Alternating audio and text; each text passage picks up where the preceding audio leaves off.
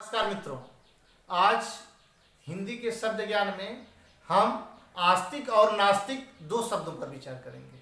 अभी तक आप आस्तिक और नास्तिक को ईश्वर के मानने और न मानने के संदर्भ में जानते थे। यह तो उसका एक पक्ष हुआ।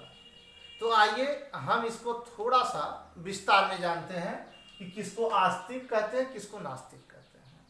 अमूमन आम तौर पर आस्तिक को बताया जाता है कि जो ईश्वर को मानता है वह आस्तिक है और जो ईश्वर को नहीं मानता है वह नास्तिक है।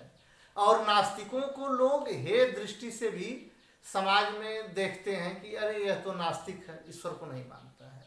लेकिन ऐसी बात नहीं है। और नास्तिक और आस्तिक में बुनियादी फर्क है।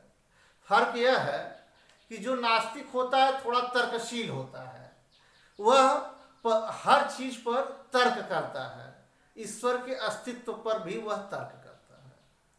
इसके बाद वह अंतिम रूप से निर्णय लेता है।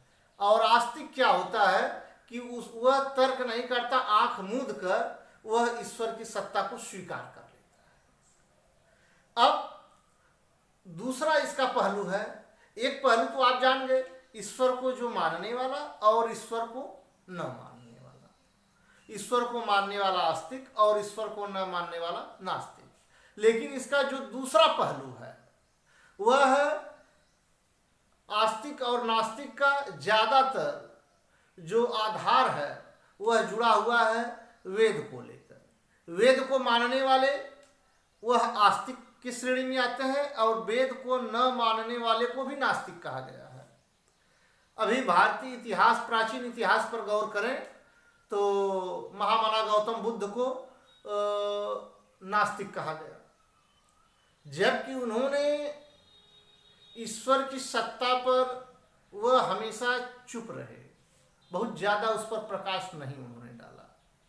वह रास्ता बताए कि कैसे आपको जाना है, लेकिन जब भी उनसे पूछा गया कि आप बताइए ईश्वर है कि नहीं है, वह उस पर चुप रहे। फिर भी उनको नास्तिक कहा गया। क्यों? क्योंकि गौतम बुद्ध वेद की सत्ता को स्वीकार नहीं करते थे। तो यहां दूसरा पक्ष भी है, जो वेद की सत्ता को स्वीकार करे वह आस्तिक, और जो वेद की सत्ता को स्वीकार नहीं करता था वह नास्तिक। इस कारण भगवान बुद्ध को नास्तिक कहा गया। और अब आप आस्तिक और नास्तिक के दोनों पहलुओं को समझ गए। पहला, वेद को मानने वाला वह आस्तिक, वेद को नहीं मानने वाला वह नास्तिक। ईश्वर को मानने वाला वह आस्तिक, ईश्वर को न मानने वाला नास्तिक। लेकिन आस्तिक और नास्तिक दोनों के आचरण से कोई लेना देना नहीं है। ऐसा आप नहीं कह सकते हैं कि जो नास्तिक है उसका आचरण उच्च कोटि का नहीं है, उसका भी आचरण उच्च कोटि का है, बशर्ते वह एक तर्क के माध्यम से वह हर चीज पर तर्क करता है, इसके बाद ही किसी चीज को मानता है। तो आमतौर पर उसे नास्तिक कह दिया जाता है। आज आपने नास्तिक और आस्तिक के दोनों पहलुओं पर विचार किया, दोनों पहलुओं को हमने समझाने का प्रयास किया।